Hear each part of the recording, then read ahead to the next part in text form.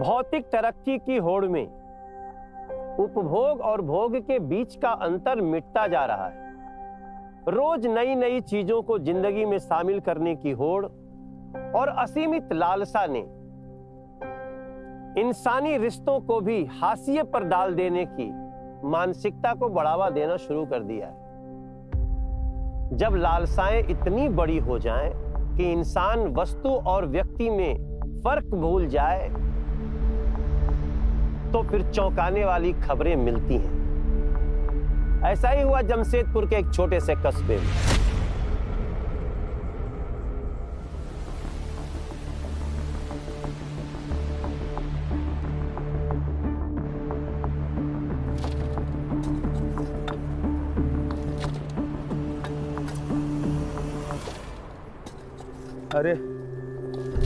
अरे गड्ढा खोद के मिट्टी निकालने में कितना टाइम लग जाएगा? हाँ, सुनो तुम लोग, जल्दी से मिट्टी निकाल के ईंटा पाथने की तैयारी करो। काहे कि उसको सुखाने और पाथने में भी टाइम लगेगा। अरे स्कूल का काम लिया गया है, हाँ? उसमें देरी थोड़ी चलेगा। साहब भी रंज कर रहे हैं। अब ठीक कह रहे साहब, 20 साल से तो देख रहे हैं ऐसी पड़ा हुआ है। अगर खेती वाला जमीन होता है तो मिट्टी भुरभुरा होता है, कंकड़ पाथर निकल रहा है, टाइम तो लगेगा ही साहब। अरे जो लगेगा सो लगेगा, लेकिन तुम लोग रुको मत, हाथ चलाओ। हाथ चलाते रहे, रुक मत जल्दी जल्दी हाथ चलाओ, हाथ चला।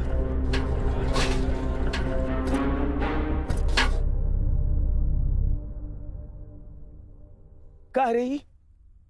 साफ कर बढ़िया से हटाओ बढ़िया से हटाओ।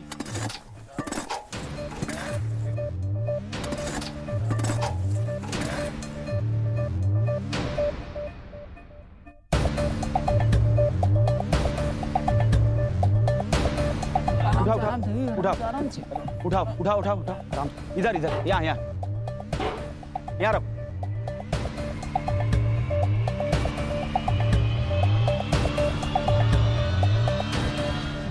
साहब देखो ना इसमें क्या है। रुको देख रहे हैं।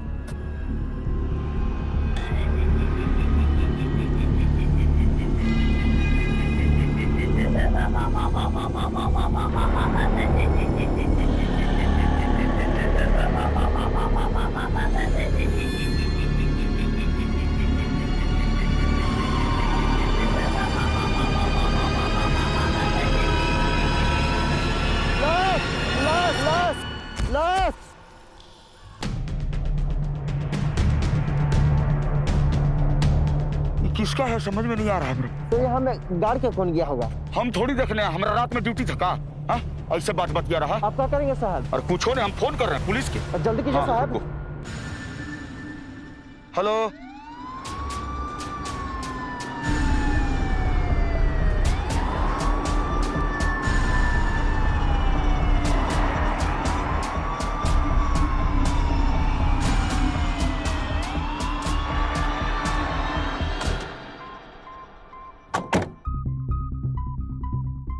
जय हिंद सर।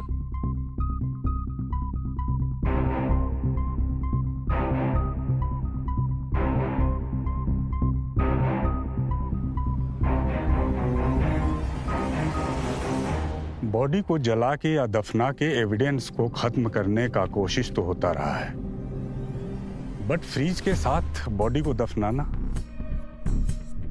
पहला मामला है। ये अजीब सा है ना, इतना बड़ा फ्रीज, इसके अंदर बॉडी को रखना, गड्ढा खोदना और फिर इसे दफनाना। किसी ने तो देखा ही होगा ना।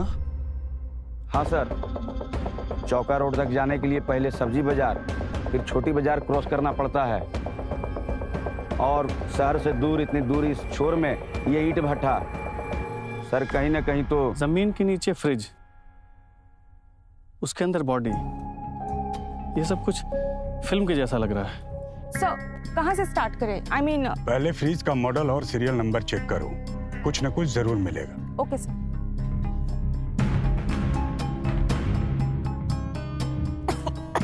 मैडम आदत डाल लीजिए, ड्यूटी के दौरान ऐसी दुर्गंध आती रहेगी। सर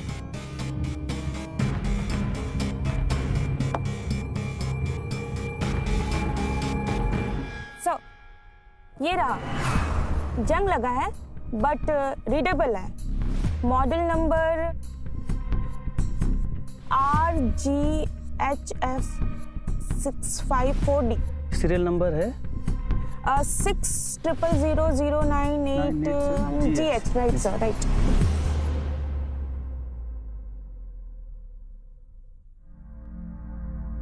तुम लोग इस जगह की अच्छे से छानबीन करो। सर। जैसे ही कोई एविडेंस हाथ लगे फौरन मुझे बताओ। Okay sir. Okay sir. अब जब फ्रीज मिल ही गया है तो बॉडी जिसकी है ये भी पता लग ही जाएगा। Right sir. और हाँ नीरव, यस सर। जांच के लिए फॉरेंसिक डिपार्टमेंट में इसे भेज दो। Okay sir. Jain sir. Jain sir.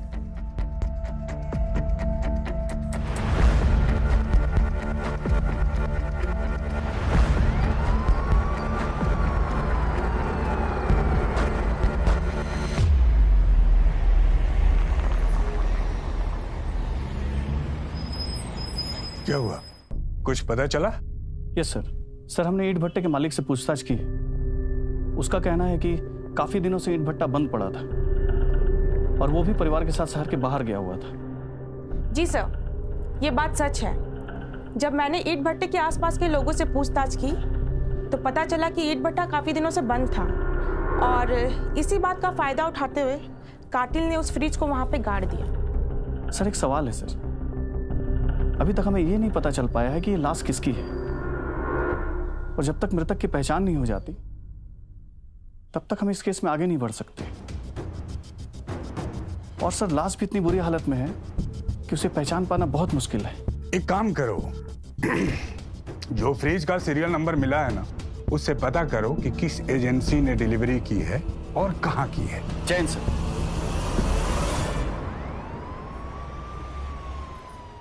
Sir model और सीरियल नंबर से पता चला कि ये फ्रिज डेल्टो कंपनी की है और शहर में इसका एक ही डीलर था, संपदा इलेक्ट्रॉनिक। फ्रिज 18 जुलाई 2015 को खरीदा गया और इसे खरीदा था किसी सुरेश झा ने। Pallavi. Yes sir. Sir sir ये रहा उसका एड्रेस। दिंदली बस्ती आदित्यपुर। दिंदली बस्ती से ईंट भट्टा का इलाका जो चौका रोड में पड़ता है सर, वो लगभग 50 किलोमीटर दूर है। 50 किलोमीटर? एक ईंट भट्टे के इलाके में सड़ी हुई लाश मिली जो जमीन के अंदर फ्रिज के साथ ही दफना दी गई थी और ये जगह फ्रिज के मालिक सुरेश के घर से 50 किलोमीटर दूर थी। ये कैसे मुमकिन है कि एक आदमी को मारकर फ्रिज में डाला गया, 50 किलोमीटर दूर पहुंचाया गया और किसी को इसकी भनक तक नहीं लगी।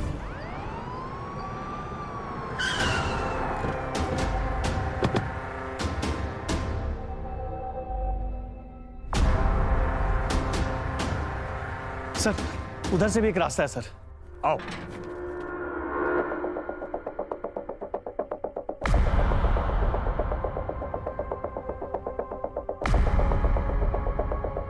खोलो।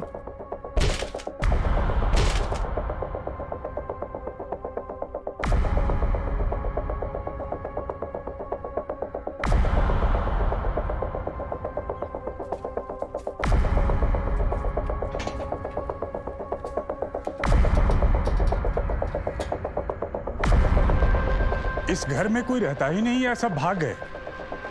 अब कैसे कुछ भी पता चलेगा? सर हमारे पास यही एक रास्ता था, अब हम क्या करें? सर उधर भी कोई रास्ता है सर।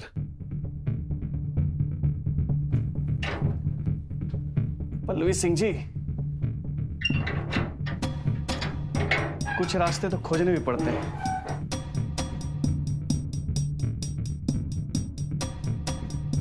नीरव संभाल के।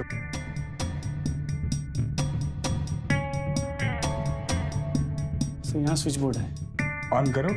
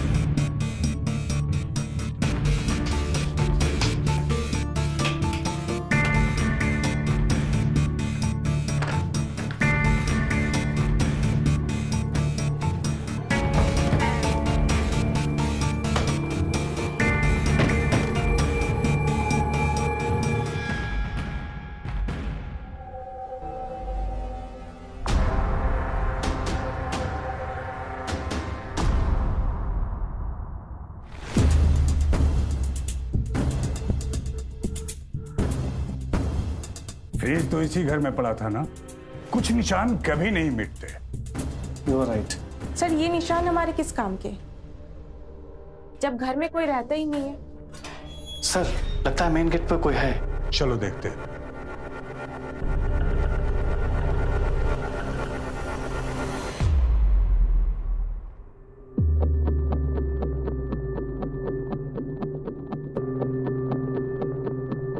कौन है आप लोग? सर हम सुहानी झा हैं और ये हमारे बाबा तेज प्रताप झा। सर वो पड़ोसियों ने पता है कि हमारे घर में पुलिस आई है तो तुरंत हम लोग आ गए। सर आप लोग को सुरेश भैया के बारे में कुछ पता चला क्या? ये सुरेश कौन है? उसे हम क्यों ढूंढ रहे हैं? बेटी चलो चलो घर चलते हैं, मुझे ये जगह पसंद नहीं है बेटी, चलो चलो।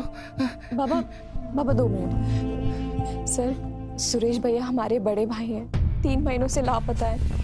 जब वो लापता हुए थे तो हमारी भाभी एक शादी अटेंड करने गई थी और जब वो वापस लौटी भैया थे ही नहीं। सर मैंने और भाभी ने इतना ढूंढा, भैया को हर जगह गए, हर दोस्त से पूछा बट कुछ नहीं हो पाया सर। और सर धीरे धीरे ऐसे भाभी की तबीयत खराब होने लगी और एक दिन भाभी के माँ बाप आए और भाभी को अपने घर ले गए। तब से ये घर बंद पड़ा है। अच्छा ये बताइए, जब आपके भैया यहाँ से गए थे तब आप लोग कहाँ रहते थे? सर हम और बाबा अपने पुराने वाले घर में रहते हैं। सर हमने पुलिस स्टेशन में जाके कंप्लेंट भी लिखवाई लेकिन कोई सुनवाई नहीं हुई, कुछ नहीं पता चला हमारे भैया के बारे में। ये क्यों रो रही है? ये तुम कौन हो बेटी, कौन हो? देखिए आप लोगों को हमारे साथ पुलिस स्टेशन चलना होगा, हम वहीं बातचीत करेंगे।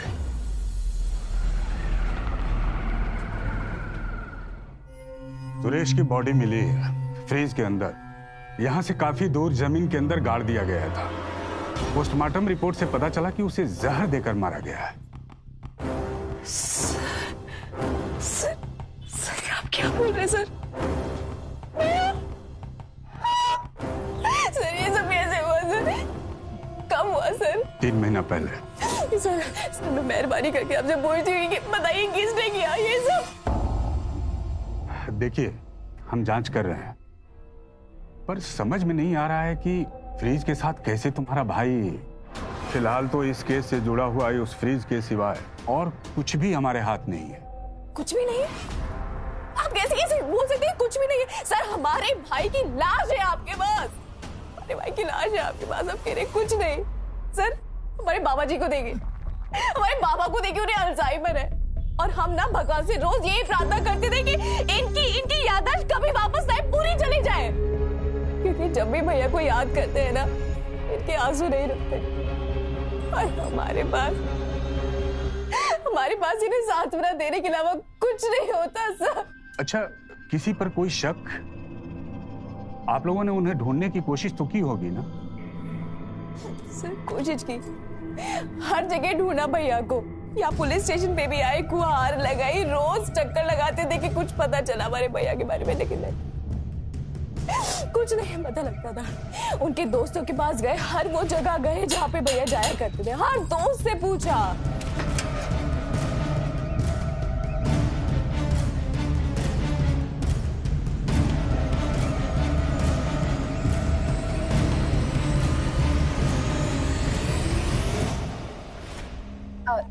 सुनिए हमें ना सुरेश भैया के बारे में जानना था, वो कुछ दिनों से लापता है, घर पे नहीं आए हैं। नहीं सुहानी मुझे कुछ नहीं पता। कुछ तो पता होगा ना, कोई ऐसा दोस्त, कोई ऐसी जगह जहाँ पे वो अपने दोस्तों से मिलते हो, कोई तो एक ऐसी जगह होगी ना। सॉरी सुहानी मुझे सच में कुछ नहीं पता, अगर मुझे पता होता तो मैं तुम्हें खुद उसके जगह ले गया होता।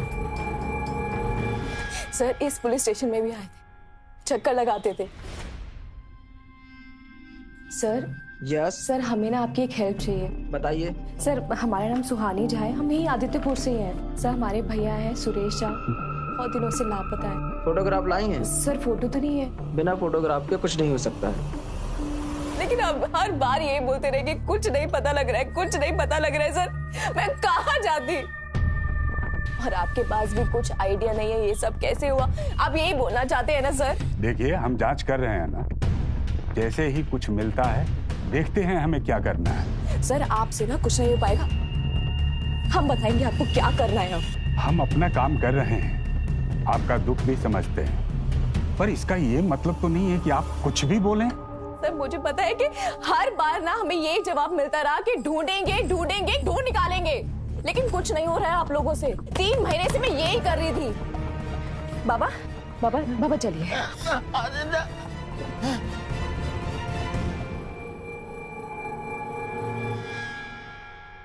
सर क्या करें सर? करने के लिए कुछ है ही नहीं, इट्स ए डेड केस। अभी तुम साल्डी वाले गुंडे पे ध्यान दो, आजकल बहुत कंप्लेन आ रहा है उसका। पल्लवी। Yes sir. वो फाइल अंदर भिजवा दो। Okay sir.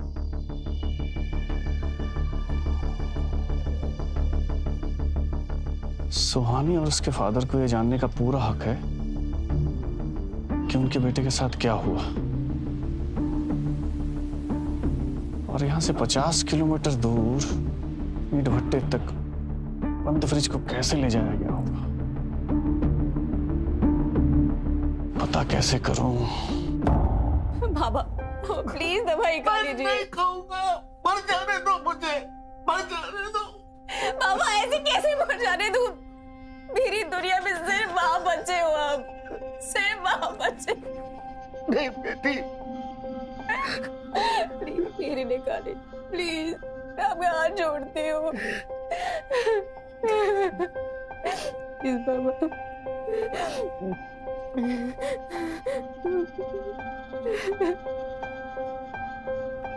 मेरी बच्ची बन जा। किधर बाबा? मैं आपके साथ हूँ। किधर है बेटी? सुहानी,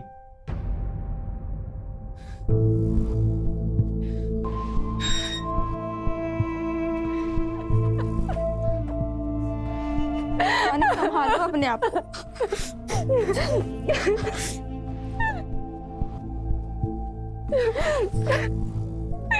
चुप हो जाओ सुहानी, बहुत रो लिया तुमने। कैसे चुप हो जाऊं मैं?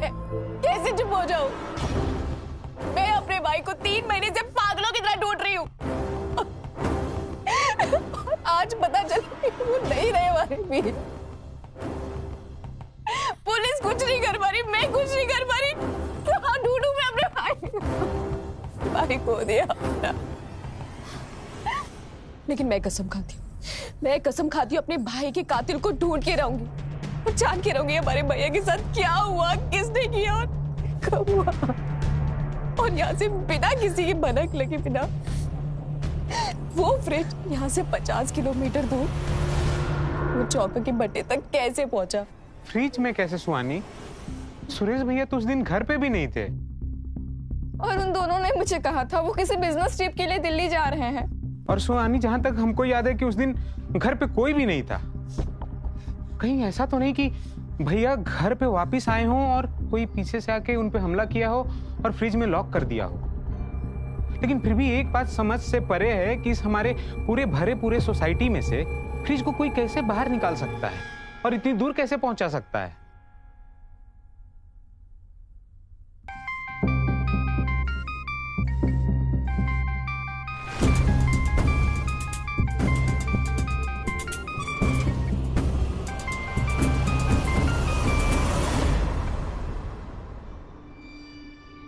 हाँ हेलो सुहानी।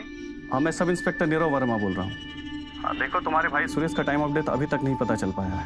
हम फॉरेंसिक टीम से मदद ले रहे हैं, लेकिन हमें इनसे जुड़ी हर पहलू, हर बात की जांच करनी होगी। इसलिए तुम्हारे पास उनके रूटीन से जुड़ी जो भी जानकारी और इनके जानने वाले सभी लोगों की लिस्ट जो भी अवेलेबल है वो हमें चाहिए होगी। और अभी फिलहाल इसके बारे में किसी से ज़्यादा डिस्कस नहीं कीजिएगा। जी।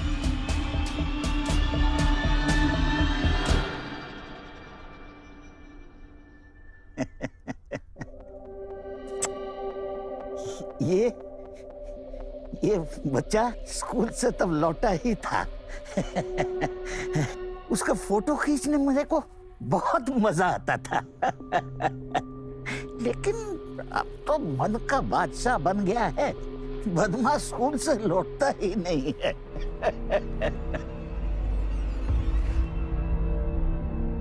क्या हुआ सुहानी, कुछ पता चला क्या अशिता भाभी का? नहीं, वहाँ पे वो है ही नहीं।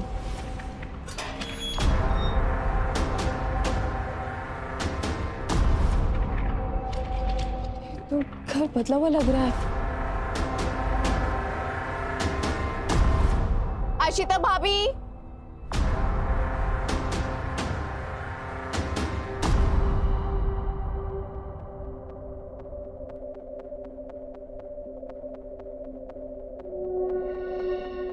अशिता भाभी,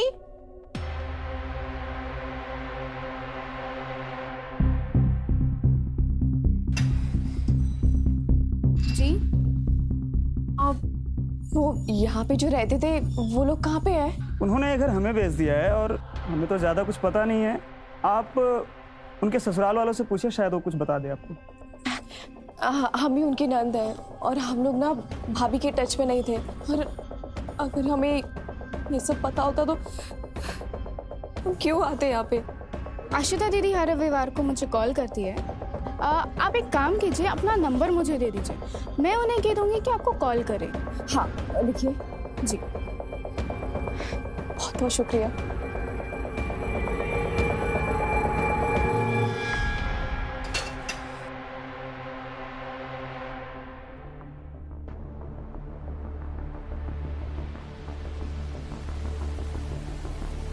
चाहे कुछ भी हो जाए, मेरे भैया के साथ जो भी हुआ है ना, सब जान के रहूंगी, सब जान के रहूंगी। उनका यहाँ से अचानक चले जाना बहुत अजीब लग रहा है, या पता नहीं हम ही ज्यादा सोच रहे हैं। हो सकता है कि भाभी भैया की यादों से दूर जाना चाहती हो, उनको यहाँ रह के तकलीफ हो रही हो। भैया और भाभी के बीच बहुत प्यार था, शायद वो हम लोगों के बीच रहती तो भैया के ना होने के दुख को भुला नहीं पाती, इसलिए हम दोनों से दूर चली गई हो। शायद ये फ्रिज भैया के कातिल तक पहुंचाने की कड़ी है। शिवानी, सुरेश भैया 16 अप्रैल 2019 को यहाँ से रांची के लिए गए बिजनेस ट्रिप के लिए, फिर लौट के नहीं आए। अब उनके साथ वहाँ क्या हुआ कुछ पता नहीं। उन्हें किसने मारा ये जानकर अब हम क्या हासिल कर सकते हैं? हासिल होगा वंश, हासिल होगा। नहीं तुम ही सोचो, अगर भैया घर पे थे ही नहीं तो भैया की डेड बॉडी फ्रिज के अंदर कैसे आई? मतलब हो सकता है ना कि भैया का मर्डर घर पे ही हुआ हो और फिर उनकी बॉडी घर के फ्रिज के अंदर डालकर यहाँ से कोई ले गया। ये सुहानी, मैं तुम्हारी ये बात मान सकता हूँ, लेकिन ये सोचो जरा कि भैया बिजनेस ट्रिप पे जाने के लिए झूठ क्यों बोलेंगे यार, और वो भी घर पे रहने के लिए जब घर पे भाभी ही ना हो। भैया ने हमें आखिरी कॉल तब किया था जब वो दिल्ली किसी बिजनेस ट्रिप पे गए थे, और उसके बाद से हमारी कोई बात नहीं हुई थी। हो सकता है कि भैया का मर्डर पहले ही हुआ हो और हमें लग रहा हो कि वो वहीं से लापता है, अपनी बिजनेस ट्रिप से लापता है। तो सुहानी, अब तुम क्या करने की सोची हो? नताशा, एक कातिल है ना, ये बहुत चालू है, इसने बहुत प्लानिंग के साथ ये सब किया है। वरना सोचो ना कि एक डेड बॉडी को फ्रिज में डालकर 50 किलोमीटर दूर जाके दफनाना, ये किसी प्लानिंग के बगैर कामयाब हो सकता है क्या?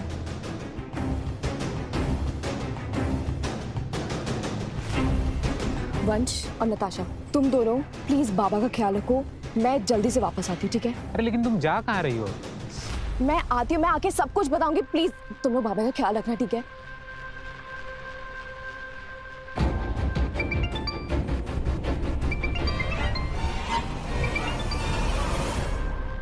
हेलो, अभी सुने क्या हुआ सुरेश के साथ?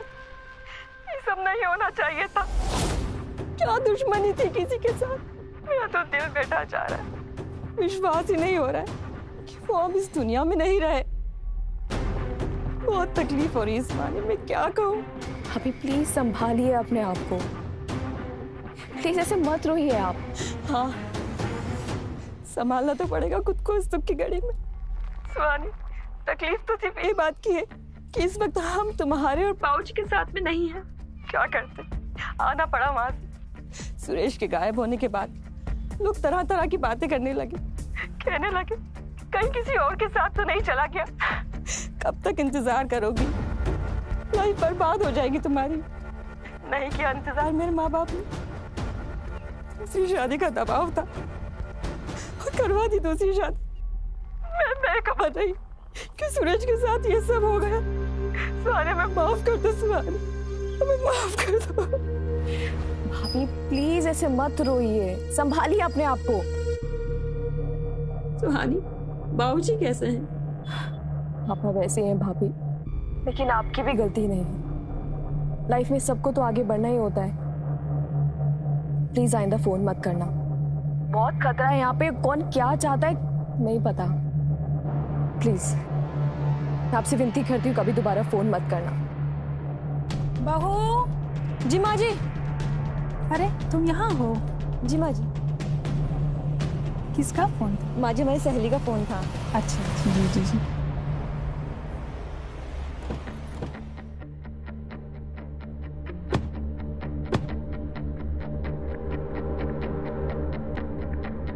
सर कोई लीड मिली क्या? अभी तक तो नहीं। सर अभी तक के जांच पड़ताल से तो मुझे ये लगता है कि ये केस इतना आसान नहीं जितना हमें लगता था। तुम सही कहती हो। हालात, सिचुएशन और एविडेंस को देखकर तो ये लगता है कि इस घटना को बहुत ही योजनाबद्ध तरीके से अंजाम दिया गया है। सर आपको ये नहीं लगता कि इस घटना में जरूर एक से ज्यादा लोग इन्वॉल्व थे? किसी का मर्डर हो जाना, उसे फ्रीज में बंद करके गड्ढे में गाड़ देना किसी अकेले के बस की बात नहीं। तुम सही कहती हो। भैया यहाँ पे मैनेजर कौन है? वो जो वहाँ है। Thank you sir. आप मेरी हेल्प करेंगे सर? आप ये बता सकते हैं इस एड्रेस पे आपने अप्रैल 2019 में किसी को फ्रिज रिपेयर करने के लिए भेजा था क्या? ये सब जानकारी हम आपको नहीं दे सकते, ये कस्टमर की इंफॉर्मेशन है। सर प्लीज हमारी मदद कर दीजिए सर, हमने अपना भैया खोया, हमें कातिल को ढूंढ निकालना है। सर जब से हमारे भैया गए ना, हमारे बाबूजी बहुत बीमार है, अपना ख्याल नहीं रख पा रहे वो। सर हमारा पूरा बड़ा परिवार सब तबाह हो गया। सर मैं आपसे हाथ जोड़ के विनती करती हूँ, प्लीज प्लीज हमारी मदद कीजिए। ओके ओके ओके, रोइए मत, आप आइए प्लीज। सर ये एड्रेस।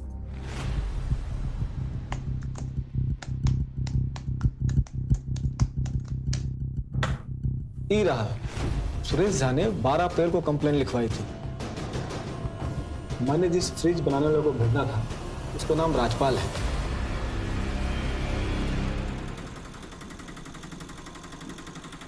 रोको रोको। दादा दादा रोकेगा तो भैया गाड़ी रोको। बिटिया आगे तक छोड़ दो बिटिया, सामान बहुत है, घुटना भी बहुत दुखा रहा है बिटिया। हाँ काकी आइए ना, सामान काकी जल्दी करिएगा। हाँ हाँ आइए, हाथ दीजिए हाथ। आप ठीक है ना?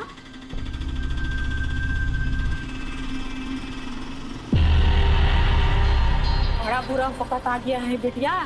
कहीं भी कोई भी कहीं से भी गायब हो जाता है बिटिया। अरे आजकल तो लोग लाश तक को गायब कर देता है। किसी को मारना तो गुड्डे गुड़िया का खेल हो गया है। ध्यान रखना बिटिया, अकेली हो, जवान हो, बूढ़े लाचार बाप के साथ अकेली रहती हो, कहीं एक्सीडेंट हो गया तो, और वो तुम्हारे लाचार बाप के जो देखभाल करता है ना, वो अगर दवा के बदले जहर पिला दे तो। मैं क्या कह रही हूँ सुन रही हो ना? समझ गई ना? ध्यान रखो बिटिया। अरे भैया ऑटो वाला रोको, अरे हमको एजा पे उतरना है। अरे बाप रे, ए बिटिया उतर रहे बिटिया।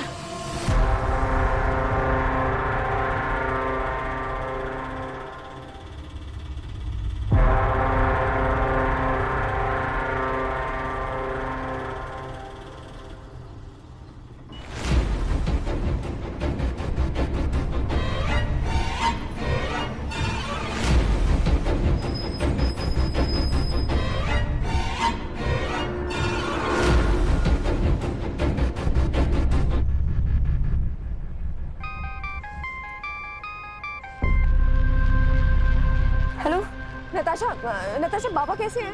हाँ पापा तो ठीक है, लेकिन तुम इतनी घबराई हुई क्यों? स्पीकर पे। नताशा पता नहीं अभी रास्ते में थी ना, तू एक एक बूढ़ी औरत मिली और वो ऐसा लग रहा था मुझे धमकी दे रही है।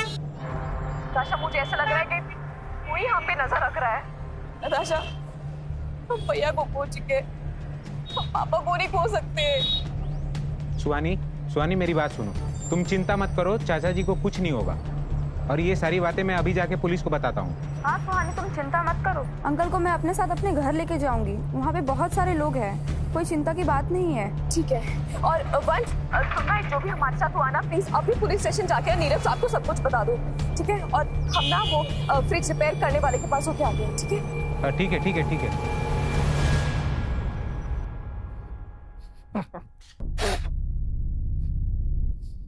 आज मजा आएगा यार।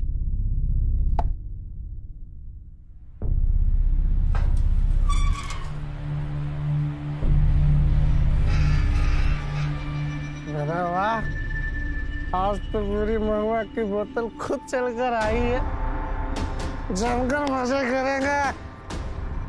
ज्यादा बकवास की ना तुझे यही गाड़ दूंगी। अच्छा, मुझे तो अरे अरे ना, लड़का लड़की वाला खेल खेलते हैं। जैन सर। जैन सर, मैं सुहानी का चचेरा भाई हूँ वंश। सर, अभी रास्ते में सुहानी को एक बुढ़ी ने धमकी दी है कि अगर वो इस केस के पीछे भागना बंद नहीं की तो सुहानी और चाचा जी दोनों को मरवा देगी। अभी सुहानी कहाँ है? सुहानी तो अभी वो फ्रिज बनाने वाले राजपाल को खोजने गई है सर। लेकिन सर, बात यह है कि आखिर उस बुढ़ी औरत ने सुहानी को ऐसी धमकी क्यों दी? ऐसी धमकी तो ही दे सकता है जिसे पता हो कि सुहानी सुरेश के कातिल को ढूंढ रही है। और ये काम या तो उस रांची वाले कपल का हो सकता है या फिर संपदा इलेक्ट्रॉनिक स्टाफ का। तो उस राजपाल को भी जरूर कुछ ना कुछ तो पता होगा। चलो।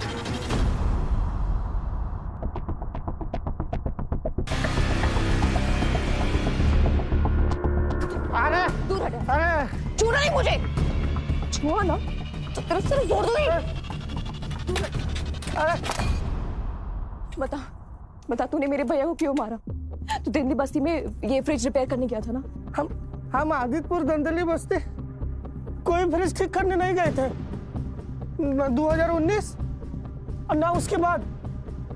हम तो ठीक से याद करने की भी कोशिश करेंगे तो आप जो दिन का बात बोल रहे हैं ना, वो दिन तो हम बाकी का इलेक्ट्रॉनिक सामान कंपनी की गाड़ी में डिलीवरी कर रहे थे। मैडम, तू झूठ बोल रहा है, झूठ बोल रहा है तू, सच बोल।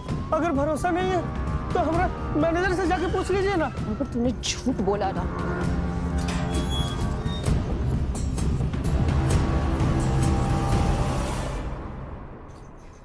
सर इसे कुछ नहीं पता है। सर, मैंने पूरी रात राजपाल के बारे में सोचा। सर, राजपाल ने बताया कि वो उस घर में उस दिन गया ही नहीं, लेकिन पक्का एक मैकेनिक और उसके साथ एक और आदमी उस घर में जरूर घुसे और उन दोनों ने भैया की बॉडी को फ्रिज में डाला और यहाँ से 50 किलोमीटर दूर चौका रोड पे जाके किसी ईंट भट्टे वाली जगह पे जाके उनको दफनाया, क्योंकि उससे बेहतर जगह हो ही नहीं सकती।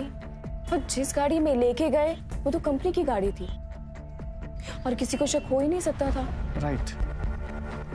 और ये काम वही कर सकता है जिसके पास अथॉरिटी हो, जैसे कोई मैनेजर लेवल का आदमी। अभी का सारा स्टाफ बदल चुका है सर, पहले जो काम करते थे उनमें से कोई नहीं है। सारे एम्प्लॉयज का डिटेल चेक किए हम। सुहानी, जिस कपल से तुम रांची में मिली थी, आशिता ने जिन्हें घर बेचा था। सर, पायल और कुणाल सिन्हा। राइट। एड्रेस दो उनका। Sir, B1 Alkapuri Ranchi. पल्लवी, पता करो। Okay sir.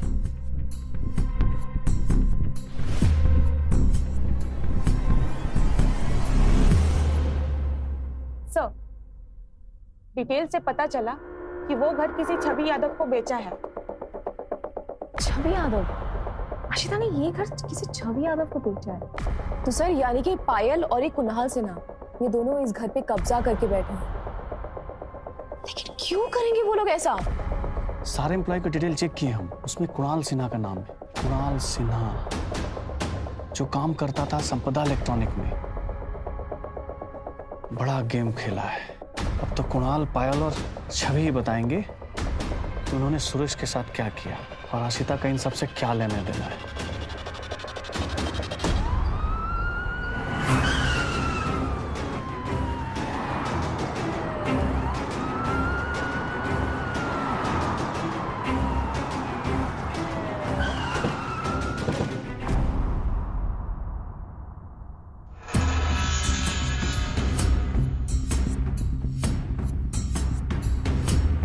छवि से मिलना है।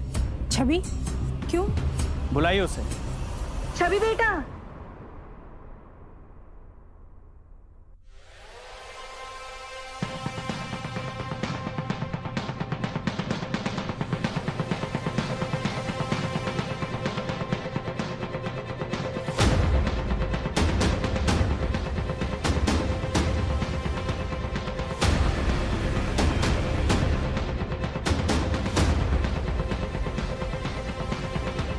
शीतल भाभी,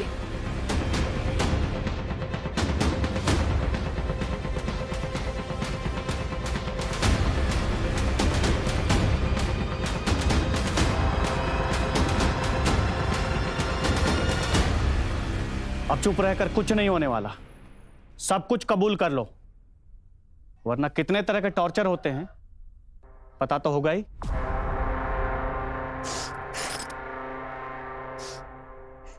कुछ 2 साल पहले हम इनसे संपदा इलेक्ट्रॉनिक्स में मिले थे। ये वहां सेल्स मैनेजर थे। कुछ तो बात थी इनमें, इन्हें देखकर ही मुझे इनसे प्यार हो गया था।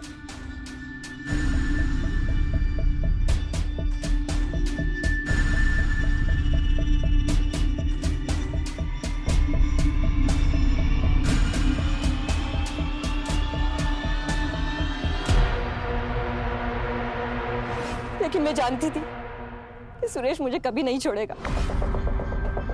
वो मुझसे बहुत प्यार करता है।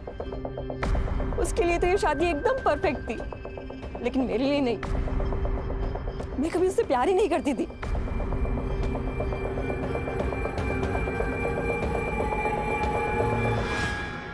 फिर कुणाल ने मुझे आइडिया दिया कि अगर हमें साथ रहना है तो सुरेश को तो बीच में से जाना ही होगा। हम दोनों ने मिलकर प्लानिंग की।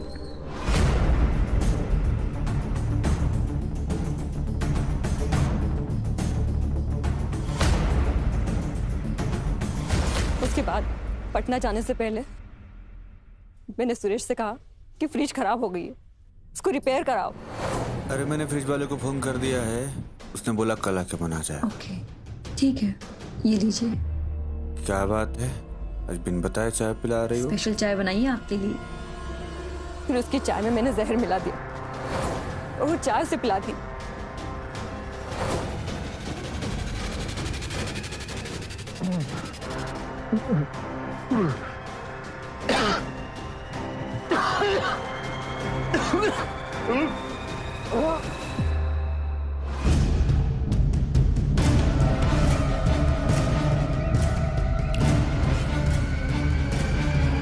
मेरे सामने ही तड़प तड़प के मर गया वो।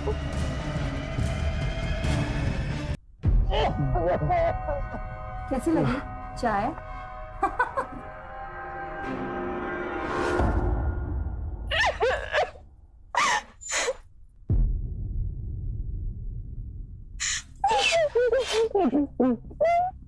उसके बाद फिर उसकी लाश को मैंने फ्रिज में रख दिया।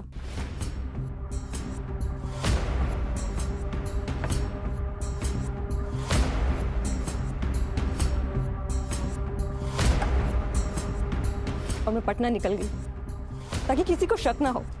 वापस आने के बाद कुणाल अपनी कंपनी की गाड़ी लेकर आया और फ्रिज समेत सुरेश को भी लेके चला गया।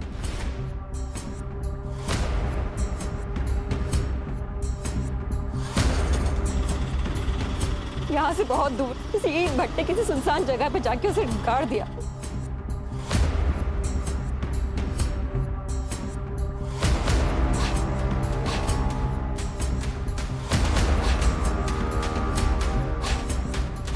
फिर मैंने अपना पहचान बदल लिया। उसके बाद कुणाल ने भी अपनी जॉब छोड़ दी और हमने शादी कर ली।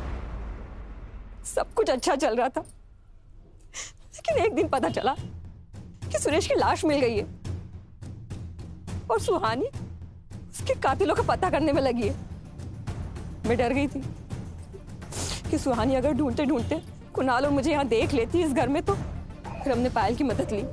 सुहानी सबूतों को इकट्ठा करने में लगी हुई थी। हमने इसे धमकाने की भी बहुत कोशिश की, लेकिन ये नहीं मानी। ये सच एक ना एक दिन सामने आना ही था। हमें हमारे पापों की सजा मिलनी ही थी। पायल कौन है? पायल मेरी दोस्त है। एक दिन के लिए उसको एक्टिंग करने के लिए कहा था। पूछताछ करेंगे, बता दो उसका। पता नहीं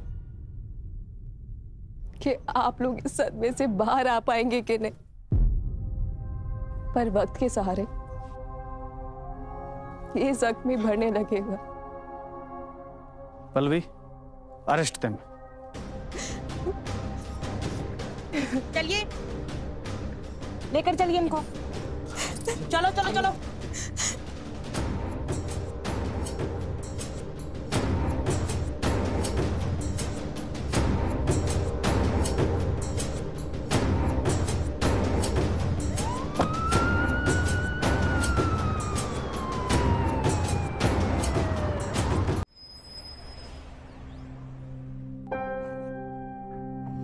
रुक जा बेटी, रुक जा। याद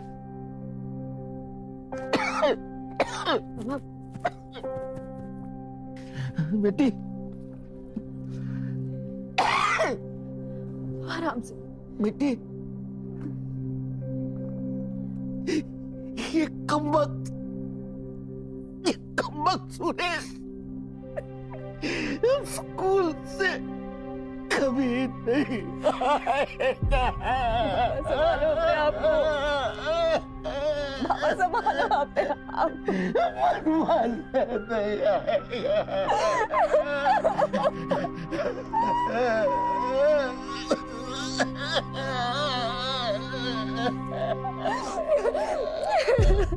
जीवन में सुविधाओं और आनंद के लिए लोग जिस तरह से अपने सामान को नए सामान पाने की लालसा में औने पौने भाव में गंवा देते हैं, वैसा ही इंसानी रिश्तों के साथ भी होने लगा है। नए रिश्ते बुनने की चकाचौंध में फंसकर कई अपने मजबूत रिश्ते खत्म हो रहे हैं। हम सभी को अपने आसपास ये ध्यान देते रहना होगा ताकि सगे संबंधों में किसी की बेलगाम इच्छाएं किसी इंसान के मौत की कीमत पर पूरी ना हो। मिलते हैं एक नई कहानी के साथ मौकाए वारदात।